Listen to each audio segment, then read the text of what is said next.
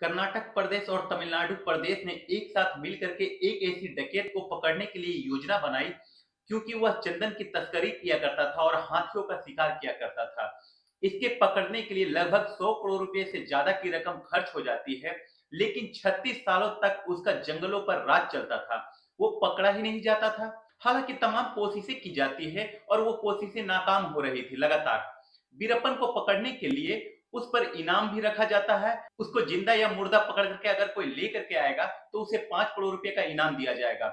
मगर किसी की हिम्मत ही नहीं होती थी वहां तक पहुंचने के लिए, क्योंकि उसने 184 लोगों की हत्या की थी और साथ ही 2000 से ज्यादा हाथियों का शिकार भी किया था। हाथियों के जो दांत होते हैं उसकी तस्करी की थी और उससे लगभग 16 करोड़ रुपए उसने बनाए थे। चंदन की लकड़ी की तस्करी करने के बाद उसने लगभग 143 करोड़ रुपए के आसपास कमाए थे। इस तरीके की बातें होती है। हालांकि 18 अक्टूबर 2004 को पुलिस के मुठभेड़ में जब वो बीमार होता है, अपने इलाज कराने के लिए जा रहा होता है, उसे एम्बुलेंस की जरूरत होती है। पुलिस ने पहले से ही जाल बिछा रखी थी और वो जाकर के एम्बुलेंस में जाकर के बैठ जाता है। पता चलता है एसटीएफ का एक अधिकारी उस एम्बुलेंस को चला रहा होता है और एक स्थान पर जाकर के उसे रोक देता है। 22 से ज्यादा पुलिस वालों ने जब उस पर गोलियां चलाई हैं, तब उसके बाद वीरप्पन का नाम हमेशा हमेशा के लिए दफन हो जाता है, खत्म हो जाता है। उसका नाम तो खत्म हो जाता है, लेकिन दक्षिण की कहानियों में हमेशा वीरप्पन का नाम जरूर आता है। ऐसे ही एक फिल्म के डायरेक्टर और लेखक होते हैं सुकुमार। उसके दिमाग में कहीं ना कहीं एक आइडिया पनप रहा होता है वीरप्पन को लेकर के, और ऐसा दावा किया जाता है, मीडिया रिपोर्ट में यह बताया जाता है कि वहीं से उसको पुष्पा फिल्म का आइडिया आया हुआ होता है। पुष्पा एक बनती है और उसके बाद फिर पुष्पा टू द रूल के नाम से एक फिल्म बनती है। उसके बाद उस फिल्म ने पूरी दुनिया में एक तरीके से तहलका मचा करके रख दिया है। भारत के बताते हैं कि सबसे ज्यादा कमाई करने वाली वो फिल्म बन चुकी है, लेकिन उस वक्त उस मामले में हड़कंप मच जाता है जब उस फिल्म के हीरो को गिरफ्तार कर लेती है पुलिस। और गिरफ्तार करने के बाद आगे क्या होगा, कितनी सजा होगी, इस कहानी के माध्यम से यह जानने की और समझने की कोशिश करेंगे।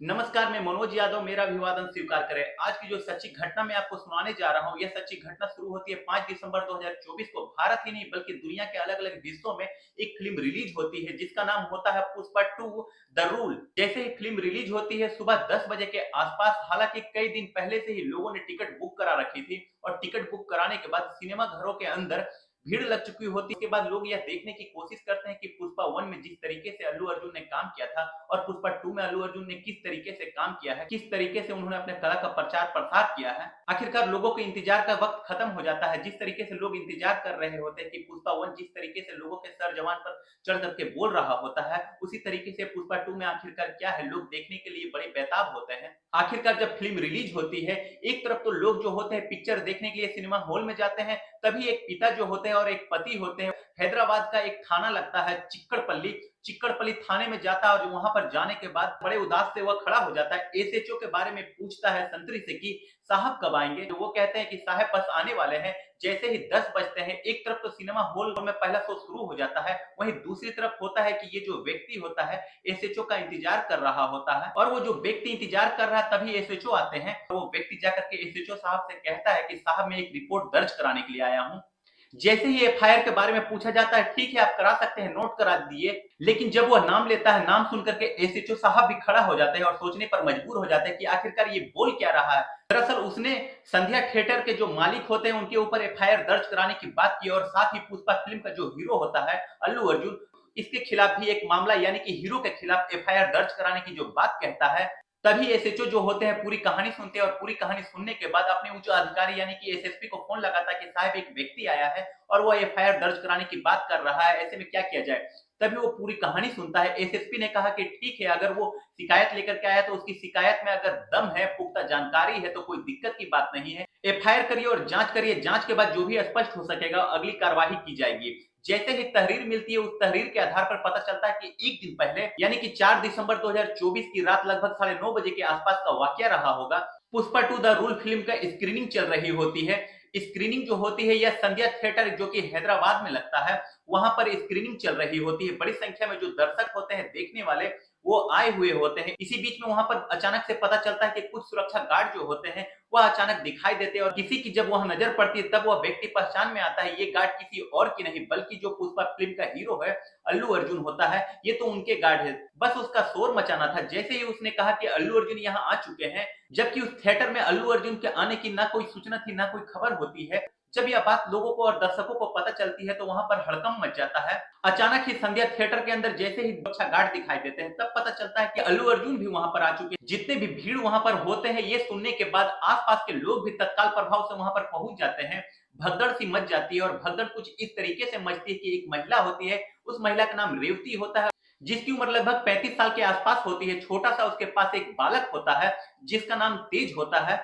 वह उस भीड़ में जब फिल्म की स्क्रीनिंग चल रही होती है, स्क्रीनिंग के दौरान जब भगदड़ मचती है, महिला के ऊपर कभी कोई कदम रखता है तो कोई बच्चे को कुचलने की कोशिश कर रहा होता है, तो महिला का आखिरकार दम घुट जाता है। दम घुटने के बाद उसकी हालत इतनी ज्यादा खराब हो जाती है, जो उसका बेटा तेज होता है उसकी भी हालत खराब हो जाती है। अब यहाँ से भीड़ छटती है, तब पता चलता है कि एक बालक और एक उसकी माँ दोनों ही जमीन पर बेहोशी जैसे हालत में बिखरे हुए हैं। तत्काल उनको नजदीकी हॉस्पिटल लेकर के जाते हैं और जैसे ही हॉस्पिटल लेकर के जाते हैं, डॉक्टर इलाज करना शुरू कर देते हैं। पता चलता है कि माँ यानी कि रेवती की तो मौत हो चुकी है और बालक अभी ठीक है।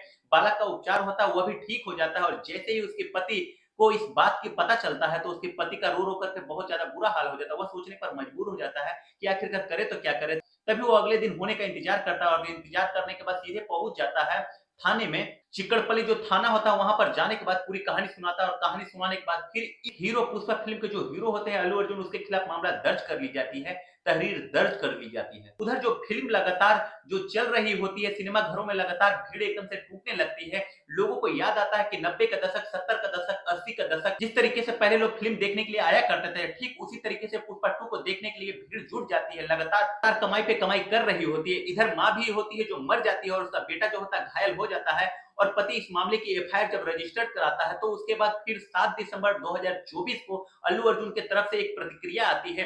वो एक वीडियो रिकॉर्ड करके जारी करते हैं और उसके बाद वो कहते हैं, पब्लिक को एक मैसेज देते हैं, कहते हैं कि उससे बहुत बड़ी गलती हो गई है, भूल हो गई है, उसके लिए वो माफी चाहता है। जो महिला खत्म हुई है उसके परिवार को आर्थिक रूप से मदद करने के लिए लगभग वो 25 लाख रुपए का मुआवजा देने के लिए तैयार होता है। जैसे ये बात आती है, एक तरफ तो उनके फैंस जो होते हैं वो खुश हो जाते हैं।